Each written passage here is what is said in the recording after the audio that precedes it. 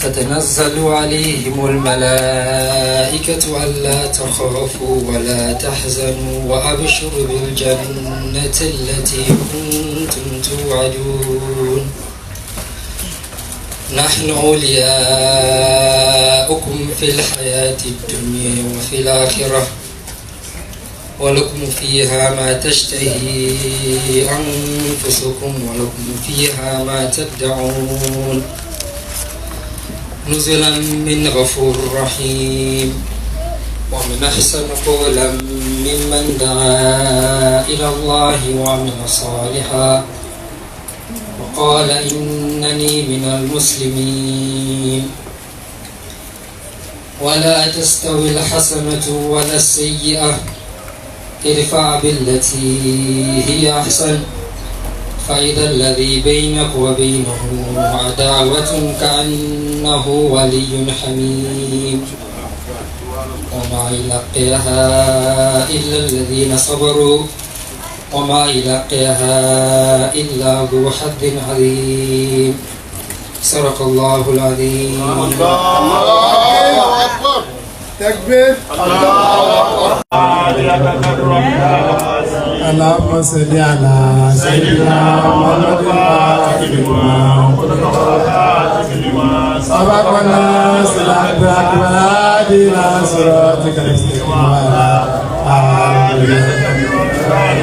سبحان ربك رب العزة عما يصفون والسلام على المرسلين والحمد لله.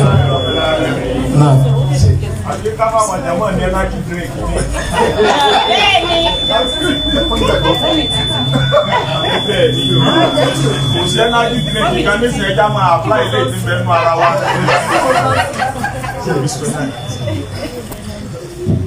أعوذ بالله من الشيطان الرجيم بسم الله الرحمن الرحيم الحمد لله رب العالمين الرحمن الرحيم مالك يوم الدين إياك نعبد وإياك نستعين اهدنا الصراط المستقيم صراط الذين أنعمت عليهم غير المغضوب عليهم ولا الضالين اللهم صل على سيدنا محمد الفاتح لما أغلق والخاتم لما سبق ناصر الحق بالحق والهادي إلى صراطك المستقيم وعلى آله حق قدره ومقداره العظيم ورضي الله تعالى عن أصحاب رسول الله صلى الله عليه وسلم ولا حول ولا قوة إلا بالله العلي العظيم. أعوذ بالله من الشيطان الرجيم بسم الله الرحمن الرحيم يا أيها الذين آمنوا اتقوا الله ولتنظر نفس ما قدمت لغد واتقوا الله إن الله خبير بما تعملون ولا تكونوا كالذين نسوا الله فأنساهم أنفسهم أولئك هم الفاسقون لا يستوي أصحاب النار وأصحاب الجنة أصحاب الجنة هم الفائزون لو أنزلنا هذا القرآن على جبل لرأيته خاشعا متصدعا من خشية الله وتلك الأمثال نضربها للناس لعلهم يتفكرون آمين. وقال النبي صلى الله عليه وسلم من صلى علي صلاة واحدة صلى الله عليها بها 10 وفي رواية ومن صلى علي 10 صلى الله عليها بها 100 ومن صلى علي 100 صلى الله عليها بها 1000 ومن صلى علي 1000 زحمت كتفه كتفي على باب الجنة. السلام عليكم ورحمة الله تعالى وبركاته.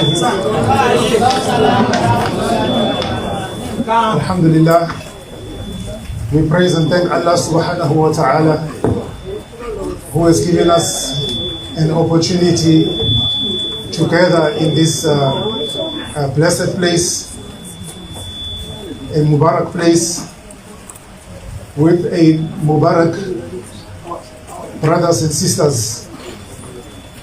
In this Mubarak time, we find ourselves in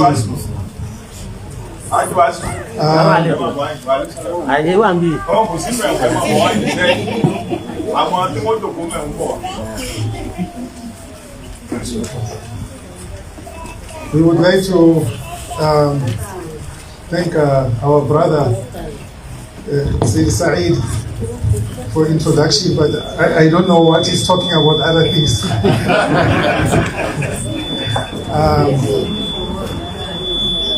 Alhamdulillah. I can rightfully say that I do not need an introduction to be here or seated with this blessed community. If you remember very well, since 2008, we've been visiting this community every year on the occasion of Maulud, with an exception of, like we had the Corona last year or some other event. But every year we've been part of this community, alhamdulillah. Even when we're not here, in our ruh, we are always with this community, alhamdulillah.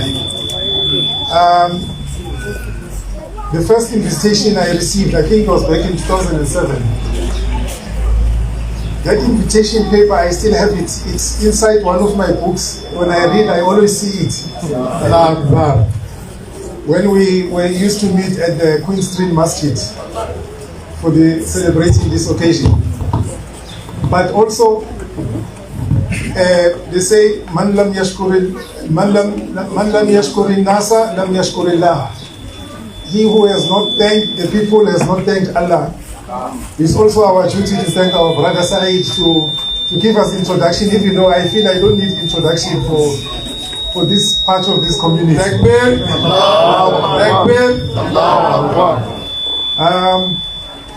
Alhamdulillah,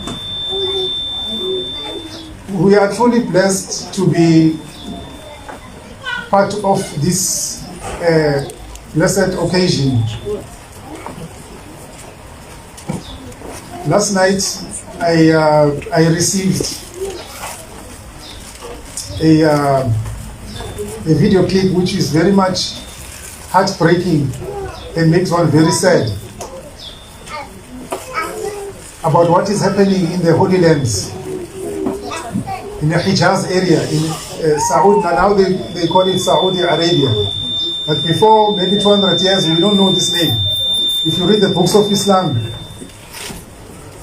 you don't find this name before maybe 150 years. It used to be known as the Hijaz, Makkah, Medina. All these are the names when you read the books of Islam. And the Mashayikh that has been transmitting this noble tradition and sacred tradition of Islam from generation to generation.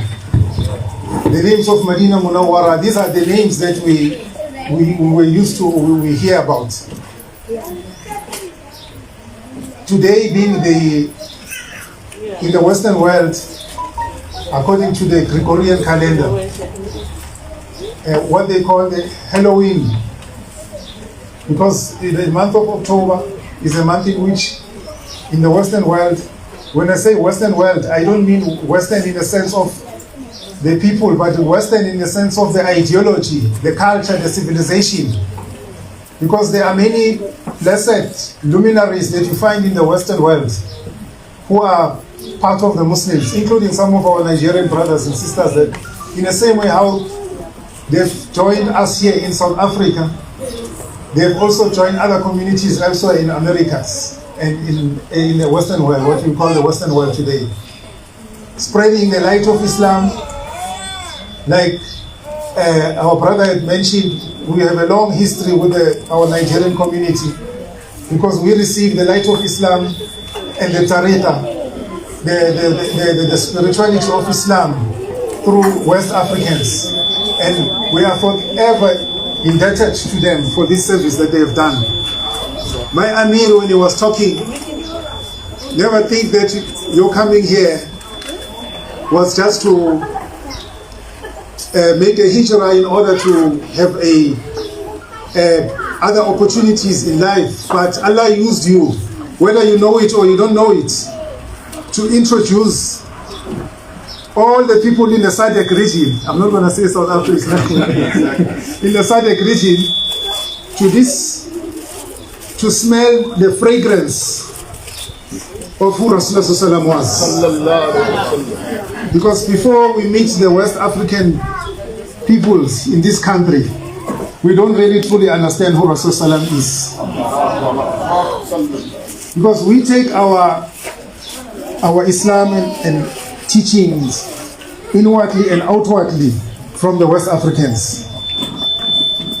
But before I go into that, what I want to mention is that the video clip that I just received last night, they were showing how, if you all know what Halloween is about.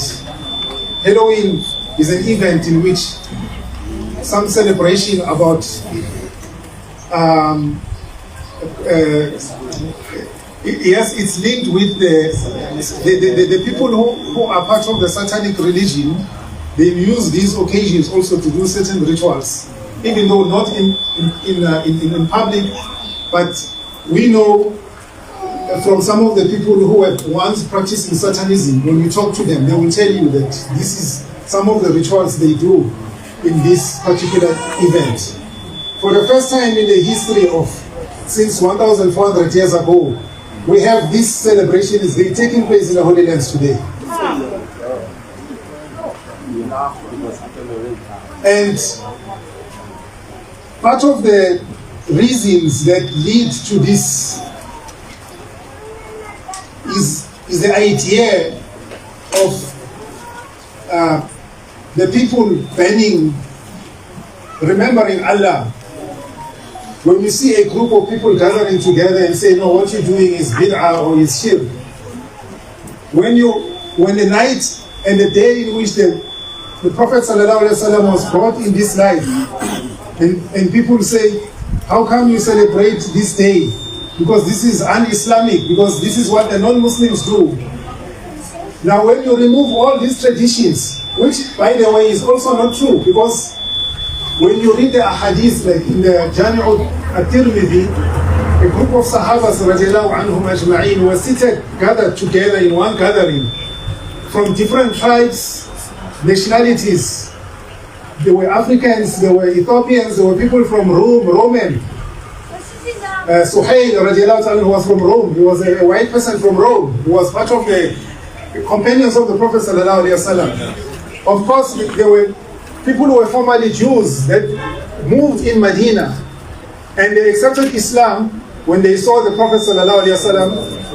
When you trace their history, you find that 200 years before the Prophet sallallahu alaihi wasallam was born, their forefathers moved there, because in the Holy Scriptures, in the Torah, in the Bible, they were anticipating that the last prophet is coming in that region.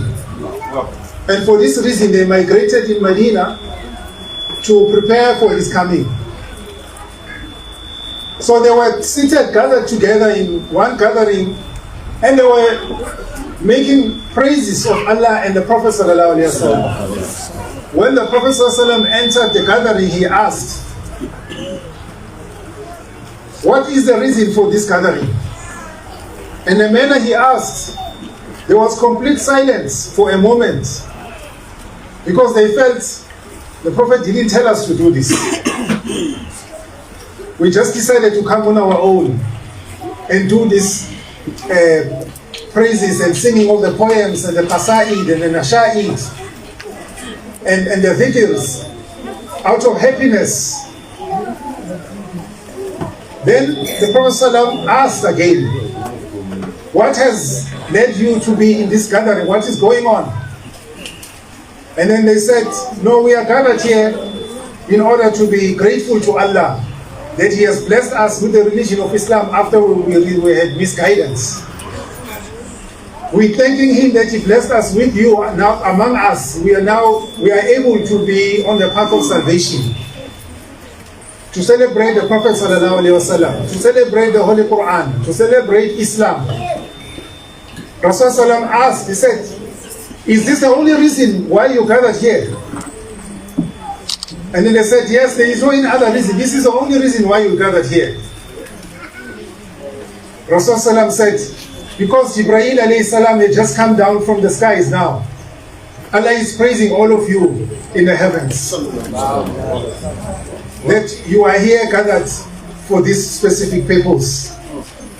Maybe they never called it Mawlud at the time, but the format and the contents and the activities and the actions that were taking place in that noble gathering is what you find in this gathering that we are seated on today. We hope through this Barakah, Allah, He keep our connection with Islam and Rasulullah sallallahu alaihi wasallam. That we try to, even though our actions may be broken, because we can never compare ourselves with the companions of the Prophet sallallahu alaihi wasallam. At least the least we can do is try to follow and imitate what they used to do.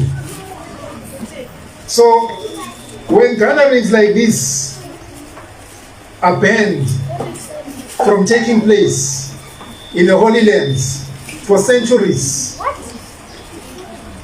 a dear brother of mine, also our Nigerian brother and Sheikh and Ustad, Sidi Muhammad Jami'u, Waliullah. Last year when he came, we were discussing. He said, you know, the first time when I was going to Saudi Arabia, I spoke to Sheikh, and Sheikh said to me, if I didn't know what kind of a person you are, I would not have allowed you to go there. Because the place is dry of spirituality. This is a day and a moment in which it needs to be thriving. People need to be awake. When you go to Medina Bay in Kaula, in this period, every night of every week, it's like it's a festive season. People are singing the praises of the Prophet sallallahu alaihi wasallam, singing the praises of Allah subhanahu wa ta'ala. They are happy with the coming of Rasulullah sallallahu alaihi wasallam in this world. It doesn't matter whether you celebrate him before he received nubuwah or even after he received nubuwah. That doesn't matter. One of the arch enemies of Islam, Abu Jahl, when he received the news as the uncle of Rasulullah sallallahu alaihi wasallam on the birth of the Prophet, as Imam Bukhari narrates in Sahih al-Bukhari, when he received the news of the birth of Rasulullah sallallahu alaihi wasallam, the slave servant that came to give the news that the Prophet sallallahu alaihi wasallam had been born, he had no idea who this person is and what he is going to be when he grows up. He was so happy at his birth, and then he released him and relieved her off. He said, from now on you are free. 40 years later, this individual receives the revelation that makes him aware that he's actually a prophet of Allah. Rasulullah tells us that every Monday his punishment, because it is known that he died a disbeliever, is lessened or removed from him.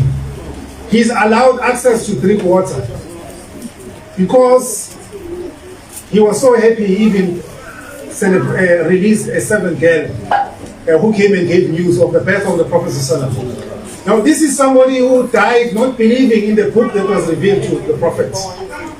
What do you think Allah will do to you when you believe in his book, you believe in his message, you try to follow his sunnah, you try to support his activities, you follow his guidance, and on top of it you also celebrate for his coming? This is indeed a great bounty and a great ni'mah.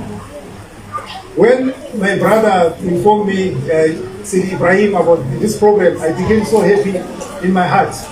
Because when you look at many countries today, every country has got a day which they call Independence Day. They invest millions and billions of rands. They will do parades. They will hire expensive cars. They will spend millions of rands or dollars in order to commemorate the Independence Day, because it's important for that specific country. Because they were made independent from whatever it is that was suppressing them and oppressing them. Does not the Rasulullah deserve Independence Day? Does he not deserve Independence Day? Not only we were free, from receiving the Quran through him from the hellfire. But a guarantee if we follow his way of entrance into paradise, where we live our lives to eternity with no problems and no troubles. And let's say the place in paradise is a place no eye has ever seen, no ear has ever heard about it. It has never crossed any person's heart. We don't even know what that place is.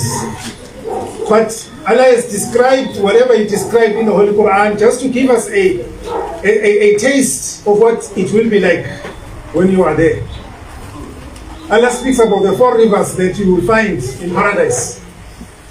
The river of water that cools the thirst, that when you drink from it, you will never become thirsty ever again. Takbir. The river of honey. The river of wine. The wine that is free from all the blemishes of the wine of this world. This is not a license to have access to wine. No. But because the Prophet ﷺ said in a hadith, the one who drinks the wine of this world, it will be made haram for him or her to drink the wine of the next world. Shaykh Ibrahim was once asked when he was describing this. They said, the blemishes of this world, when you drink it, you wake up with headaches, you get drunk, and it's also bitter, and you also lose your mind. And that's why it's called khamar, because khamar, ma yukhamiru al-aqla, it's what covers your brain, so your brain can't function, you can't think. So they asked him, so how do you know that the taste is bitter? You're a big chef now. But he said he sees it because when people drink it and he sees them, they frown on their face, like, you're drinking something you don't want to take in your body. So by that you can tell that what they are drinking is not something desired or desirable. But Rasulullah told us it is free from all of those blemishes and weaknesses and imperfections of the wine of this world. Now, this is Rasulullah who came to free us from the bondages that from eternal damnation and doom. Does he not deserve even a greater investment in celebrating his coming?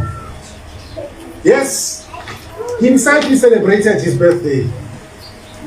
Not every month or every year, but every week. When he fasted on Mondays, they asked him, why do you fast on Mondays? He said, that is the day in which I was born. And that's why we fast on Mondays. Because he fasted on Monday. Because we follow him as our prophet. But his reason for fasting on Monday was because he says, that is the day in which I was born.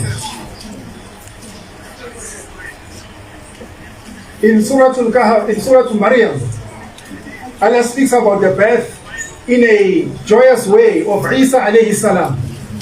He speaks about the birth of Yahya alayhi salam in a joyous way. Isa alayhi salam says, glad tidings to me on the day I am born, the day that I die, and the day that I am resurrected. So that means, because these are noble personalities that we need to connect ourselves with. When the world today is filled with events that remove a person from the hadra, from the presence of Allah, we need to make even 5 of these mawluds. Maybe have a whole week mawlud with special themes. Because what happens in mawlud, when I came and I listened to the beloved lecture of my Amir, after he completed, I felt, Alhamdulillah, I think I have done what I needed to do here. Because the amount of advices that already he was giving out, they were putting life in my heart. Because Quran, it is something that makes something that is dead, makes it alive. In the same way how when the land is dead, when you put water, and then the vegetation starts coming forth from it, and then you eat, and then it becomes alive. That is what the Quran does. It puts life in you. You must recite it morning and evening every day, because it is the food for the ruh. It feeds the soul. When a companion of the Prophet ﷺ entered the masjid and he prayed his salah, and while he was in salah, the Prophet calls him. He completes his salah. After completing his salah, he comes to the Prophet ﷺ. The Prophet asked him, "What has prevented you to come when I called you?" He said, "Oh Prophet of Allah, I was in salah." The Prophet said to him, "Don't you read the Quran? What does Allah say in the Holy Quran? All you people, you must hasten to the call of Allah and His Messenger when they call you to that which will give you life." Many things and lessons can be learned from this incident. That even in your salah and anything, you can't ignore Rasulullah. He was teaching him who Rasulullah he is himself. That even with that salah you claim you are connecting to Allah, when the messenger calls you, you even leave it. Because Allah gave him permission and authority to do that. And that's why the Prophet asked him, "Don't you read the Quran?" Because the ayah is already revealed in the Quran. That when Allah and His Messenger call you, you must hasten to their call. Because the reason for them calling you is to give you that wish. It is to give you life. And the life that is referred to here is the life that makes your ruh alive. Because he was already living. All of us are already living. But what does Allah mean when He say we're giving you life after you are dead? This is the ruh of the ruh. In the same way how the ruh enters the body of the flesh and makes the flesh alive, the ruh also needs to be alive. And the only thing that makes it alive, it is none other than the dhikr of Allah, of which the Holy Quran is regarded as the best dhikr, a form of dhikr. And this is what Rasulullah ﷺ came to bring. And this is what we came to celebrate. And for this reason, I was saying in the beginning, it really pains us to see and witness what is happening in the Holy Land. Just a week ago, there was this concert they called the Pitbull, where there was thousands of Muslims gathered in the holy month of the birth of the Prophet ﷺ. Now, all of this understands that Islam is light, Quran is light, Rasulullah is light, and they are truth.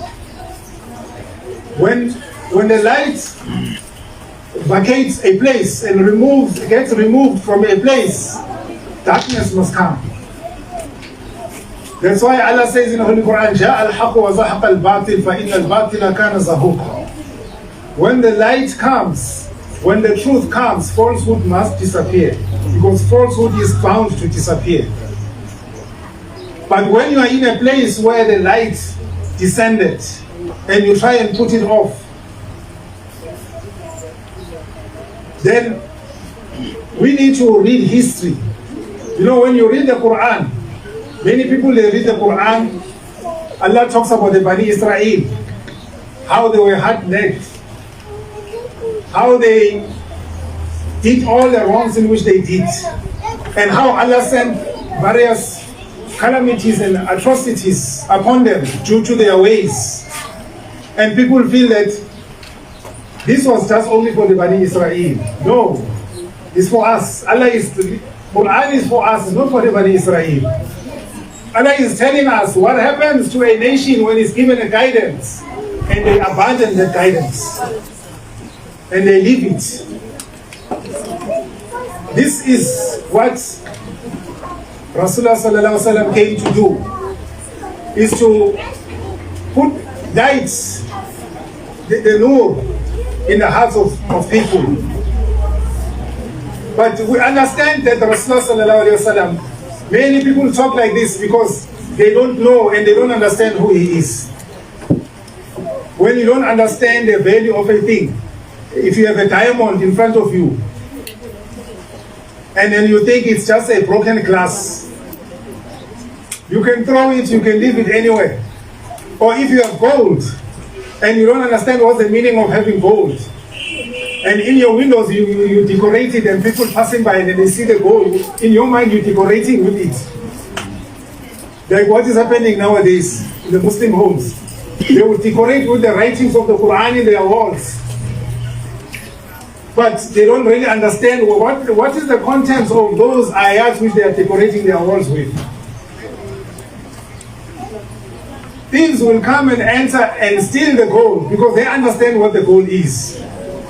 But the Rasulullah sallallahu alaihi wasallam, if you don't understand who he is, some people think maybe it was just a postman who came with an envelope and said, here's your book. And then after that, the ummah has nothing to do with Rasulullah. One time, Sayyidina Umar ibn al-Khattab, Rasulullah asked him, he says, Ya Umar, atadri man ana? Oh Umar, do you know who am I? Sayyidina Umar, of course, why does Rasulullah ask this question? He said, Allah and His Rasul know best. Sayyidina Umar, they say, before he was even Muslim, he was one in every 17 people in Makkah and Medina at the time. They were educated. He was a poet. He was thoroughly educated. But now this is long after he came in the fold of Islam. Rasulullah asked him, Oh Umar, atadri man ana, do you know who am I? And his response is, it's not like today he's going to quote an encyclopedia of books and say this. He said Allah and His Rasul know best. He took all his previous knowledges and put it behind. He submitted completely to Rasulullah sallallahu alaihi wasallam. He said Allah and His Rasul know best. Rasulullah sallallahu alaihi wasallam says to him, Ana alladhi awwalu khalaqa Allahu qabla khalqa kulla shay'in min nurihi. I am the one whom Allah created first before He created anything from His light. And Rasulullah sallallahu explains and he says, at that moment, there was no skies, there was no earth, there was no heaven, there was no paradise, there was no sun, there was no moon, there was no star, there was nothing, there was no angels. It's a very lengthy and a long hadith, but it's also a very famous hadith that is discussed among the ulama with regards to the topic of the awaliyah of Rasulullah sallallahu alaihi wasallam. When Adam when the Prophet sallallahu was asked, when were you made a prophet? He said, Ana nabiyyun wa Adamu bayna al-ma'i wa din. I was made a prophet while Adam was between water and clay. Water and clay, meaning Adam alayhi salam was still in the making. Was not even shaped or formed in any way. They were still molding him. The Rasulullah said, I was a prophet then.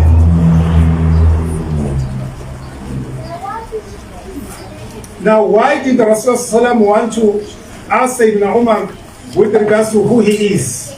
Because he wants him to understand who this person is. When you read the hadith, Rasulullah he gives hints because he was a humble slave of Allah. He was never somebody who used to boast about his nobility, about his superiority. He was a humble person, but he was also, because he was a messenger of Allah, forced to pass the message to mankind. What happens on Yawm al-Qiyamah when people come? The first people come to Adam alayhi salam and they say, Oh Adam, you are our father. Allah created you with His own hands. Can't you plead with us for Allah to start the judgment? Adam alayhi salam says to the people, me, I ate from the tree, from that which I was asked not to eat. So I'm not a person to ask to intercede. You go to Nuh, Allah called him the first prophet, the prophet of the people. When Nuh alayhi salam, people come to him, he tells the people, he says, I questioned Allah because he promised that he was going to save all my children from the flood. Now when some of my children were in the ship and others were left drowning, I asked Allah, oh Allah, you said you will promise me. Allah revealed in the Quran, oh no, don't ask us about those things which you have no knowledge of. Since then he is afraid now to even say anything. He says, go to Ibrahim. Ibrahim was Allah's Khalil, the bosom friend of Allah. People come to Ibrahim alayhi salam. Ibrahim says, no, don't come to me. I spoke 3 lies in my life. I don't know how Allah will look at me today. When his wife was captured by the king, he told his wife that there is no Muslim on the surface of the earth except me and you. If the king kills me for you, it means Islam is finished. Because she will be married with the king and nobody will be calling people to Islam. So if the king asks you, tell him that you are my wife, you are my sister. And that was not even a lie in itself. It was called a white lie. I don't know why they say white lie. If there's a black lie or white lie. Because it was truth. He was the sister of Ibrahim in Islam. But also he was a wife as well. My wife is here, she's my wife, but she's also my sister in Islam. So that is the lie. Ibrahim alayhi salam said, I spoke lie. I don't know how Allah will look at me today. One of the other lies, they invite him to come and take part in the food which was dedicated to the idols that used to be worshipped in his time. He told the people, says, no, I can't come, I am sick. When he said he was sick, what he meant, I am sick and tired of your doings. So, in reality, it was not really lies. But he didn't reveal everything to them. So he didn't come, he said he was sick. It's famous, Allah mentions it in the Quran. So he said, I don't know how Allah will look at me for using this. And the third lie is the big idol. After he broke all the idols in the temple, he put the axe in his shoulder. And when they asked him, who broke these idols? He said, ask the big one. The axe is on his shoulder. Because we want them to realize that something that does not move, benefit, or harm can't do all these things. But in any case, this is Ibrahim alayhi salam. He says, you go to Musa alayhi salam because Musa alayhi salam, Allah used to speak with him directly. Musa alayhi salam said, I killed a person after I ran away. I don't know how Allah is going to look at me today. This is not for me. Go to Isa. Isa alayhi salam is Ruhullah. Isa alayhi salam, he also says, don't come to me, because after I left, people started worshipping me and my mother. You go to Muhammad. When Muhammad sallallahu alayhi wa sallam receives, when the people come to him, what does he say? Every prophet, one is about their own, but he is the only one. He says, Ana laha, this one is for me. Ana laha, this one is for me. He goes into the prostration. Everyone is worried about what judgment they will receive today. Every prophet is saying, Nafsi, Nafsi. Rasulullah sallallahu, he says, Ummati, Ummati. My community, my community. And Allah, because of His beloved, He says, Habibi, Habibi, my beloved, my beloved. It is an ayah in the Holy Quran. Allah says, وَلَسَوْفَ يُعْطِيكَ رَبُّكَ فَتَرْضَى. The ulama say this is the most hopeful ayah in the entire Quran. Because Allah says to Rasulullah, وَلَسَوْفَ يُعْطِيكَ رَبُّكَ فَتَرْضَى. Your Lord will give you anything and everything that you want until you are satisfied. We know that the Rasulullah can never be satisfied if he sees even 1% of his community entering hellfire. This is the most hopeful ayah that the believers have with Allah subhanahu wa ta'ala. In any case, my reason for narrating this hadith, which is very well known, is to remind us about who Rasulullah is and what do we have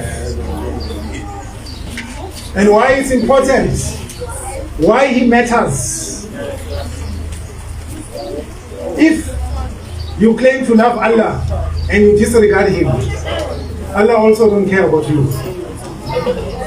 In His own lifetime, people come to Him, they said, we, the ones that are loving to Allah, we love Allah. Allah said to the Prophet, tell them, O Muhammad, that if they claim to love Allah, then follow me. If they claim to love Allah, then follow me. This is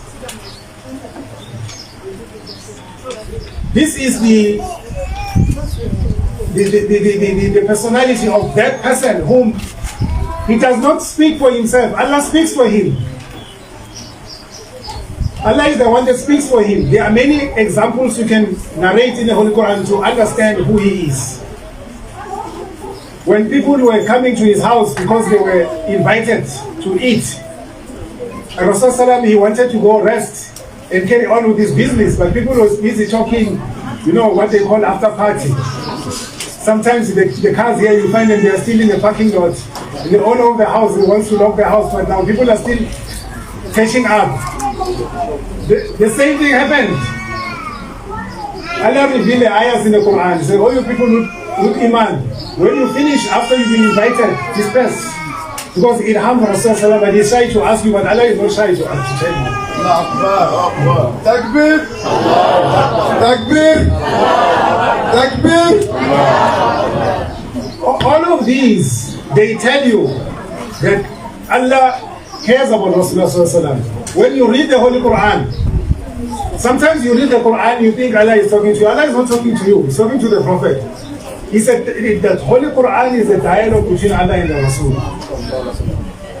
Allah says, Alam tara kayfa fa'ala rabbuka bi ashabil fil.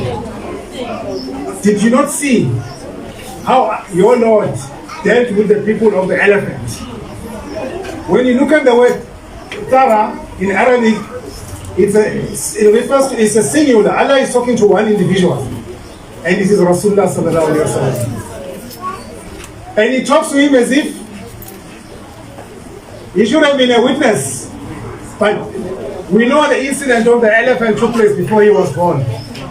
But he says to him, did you not see how the people, how your Lord dealt with the people of the elephant?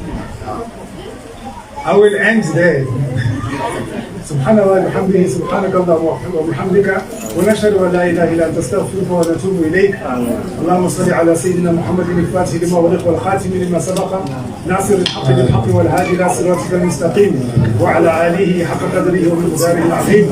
سبحان ربك رب العزه عما يصفون والسلام على المرسلين والحمد لله رب العالمين.